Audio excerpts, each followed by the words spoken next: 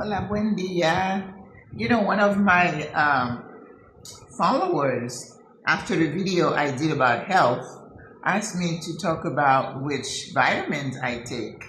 And I had to say, I really don't take supplements like that because I firmly believe that if you eat right, if you eat the right mix of food, lots of different colors, and you make sure you have enough protein, lots of veggies, minimal, limited amount of fruit, and limited amount of carbs. That's it, right? And then you drink your water with lemon, lime, ginger, and then you stay hydrated. You try to get enough sleep, and you move, and you should be okay. So I've been someone who's going to get echinacea to keep you from getting a cold, or mega doses of vitamin C. These things can be dangerous, all right? And as a provider, I can tell you, I used to always tell my patients, when you go see your doctor, always have your list and your bag of medications with you. Now, we know most of the doctors won't take the time to look at that, unfortunately, but we nurse practitioners did, and it's important. Now, I do have a history of hypertension in my family. My mom had it. Can't remember if my dad had it. So I've always been watching it. And my story is, when I did the video yesterday, to tell you that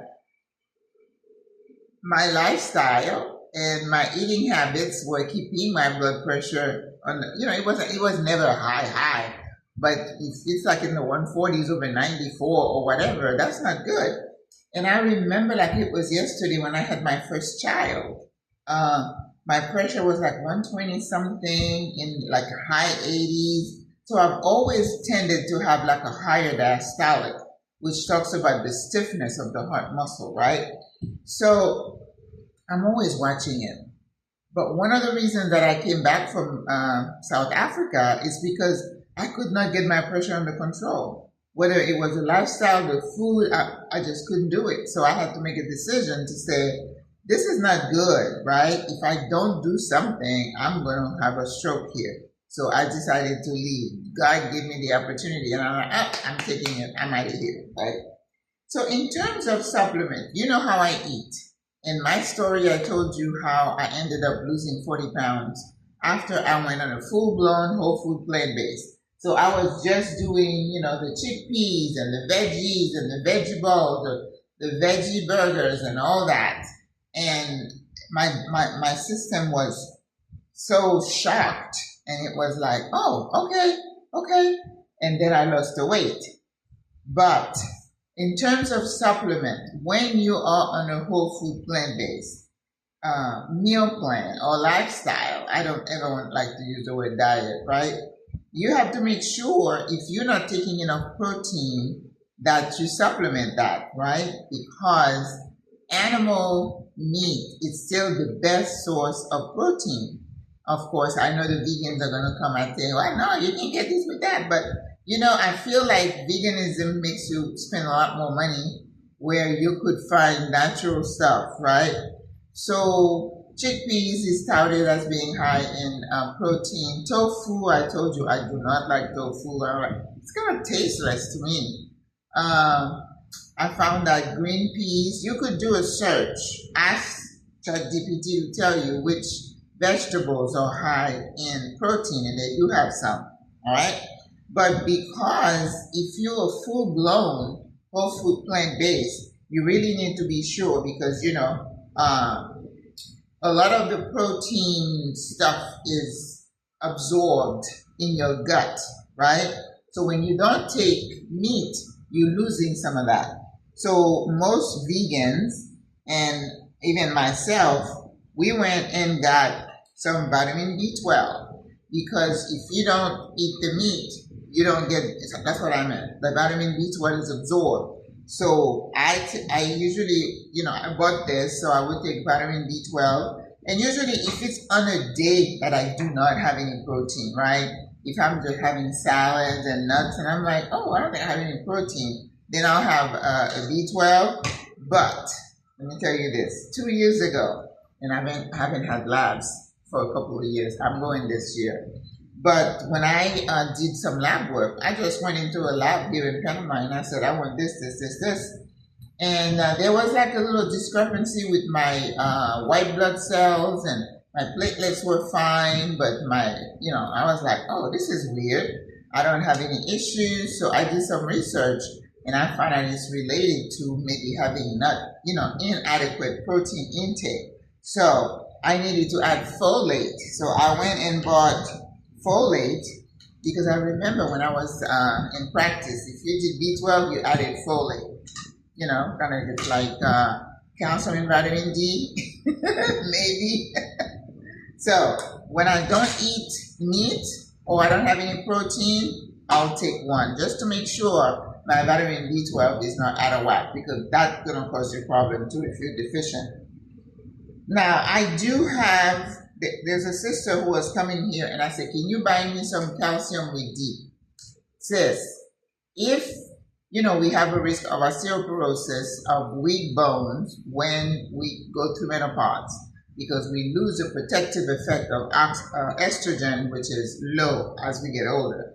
So I remember maybe 10, 15 years ago, I had my first DEXA scan, and then the doctor was like, well, you negative this and this in your hips, you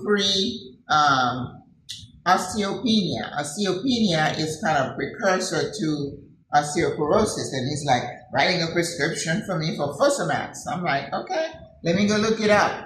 When I looked up Fosamax, and it says, oh, you can have necrotic mandibular whatever, like your jawbone can become necrotic. I'm like, what? No, I'm not taking that.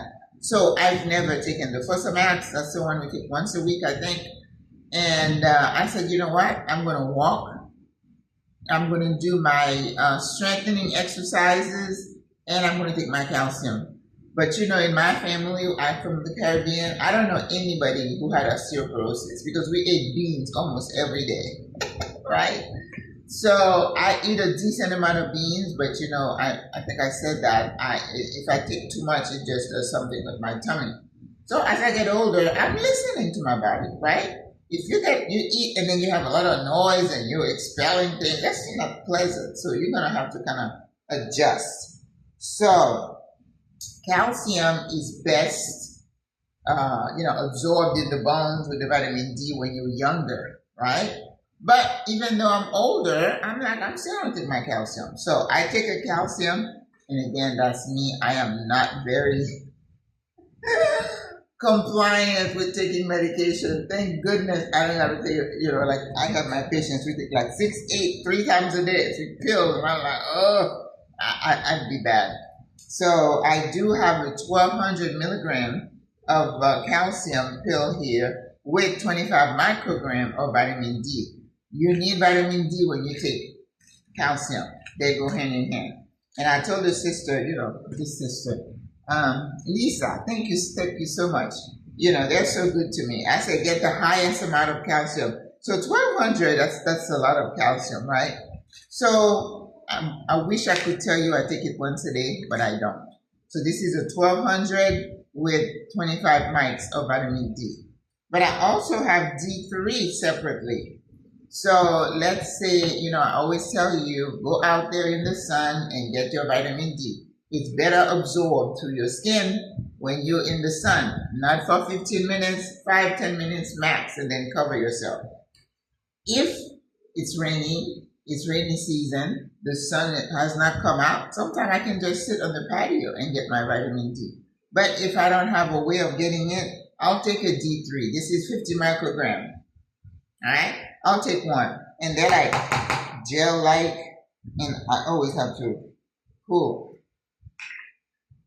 Yeah, very jelly-like. And remember what I said, people who had COVID had extremely low levels of vitamin D. So this is something that vitamin D does so many things. It was amazing. But I still don't know what the connection was between COVID, people who did worse when they had COVID versus people, who did better. My vitamin D level was good. when I had COVID. So maybe that's why it was protective. I don't know. So I take that as needed when I don't get out in the sun, if I remember. And the calcium, yeah, that's a lot of calcium. I don't take it every day. I take it maybe 3 times a week, right? And B12 and folate only if I don't have any protein. All right, and again, if I remember, sometimes. I did go when I was back home.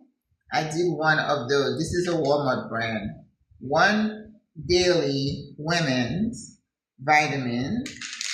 And, ooh, I can barely read those. It's got almost everything in it, but the calcium, see if I can see it, 400 milligrams. So see, if I take one of these, I really don't need to take one of these, right?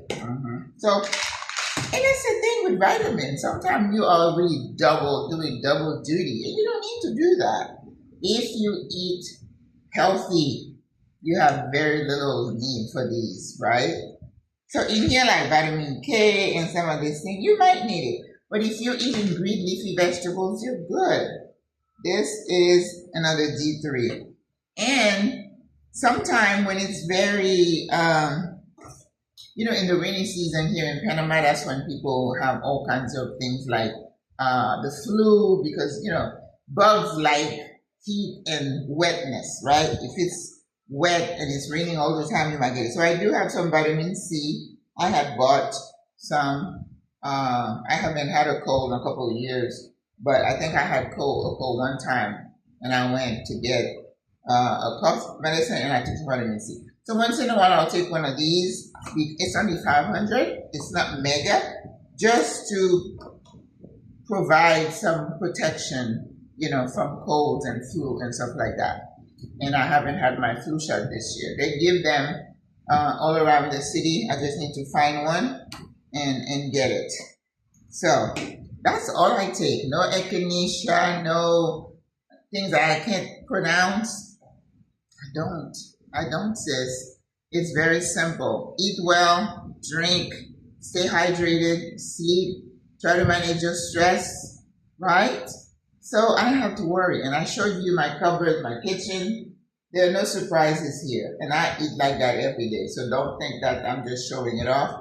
Like I have my pears here I'm looking at. I took an avocado out of the fridge. And today, I had a couple of eggs yesterday. So today, I really don't want to cook because I'm always tempted to get the grains, which is what I'm trying to stay away from. Couscous, or not so much rice, but couscous or pasta. It's not easy. It's not easy because I love it all. But I thank God I have been blessed with health, and I continue to do what I know to do. I mean, that's what I do. I don't go to the doctor. If something happens, I get in an accident, I'm gonna end up having to go to a hospital or whatever. But when was the last time I was in the hospital? COVID, yes. September 2020. That was the last time I was in the hospital. And before that, it was for delivery of babies. I can't ever remember ever being in the hospital. I had a lipoma removed, which is like a fatty tumor, when I was a teenager. And that's it. That's it. Diabetes does run in my family, so that's why I'm very diligent. I don't, use a lot of carbs and white sugar. I do put a little brown sugar in my coffee. That's my only confession. But what I did for that, I don't drink coffee every day. So if that's the only sugar you're going to have 3 times a week, I think I'm good, right? And of course, we want to eat anti-inflammatory food. And foods that are really inflammatory is going to be your prepackaged food, your oil that are hidden in stuff, lots of salt, and just use natural oil and you'll be good. All right, sis, so I hope that answers your question that I do not really take supplements. I have a multivitamin, I have a calcium pill, I have D3, and I have B12 and folate. That's about does it. All right, so I'll talk to you soon. Have a great day. Au revoir. Bye.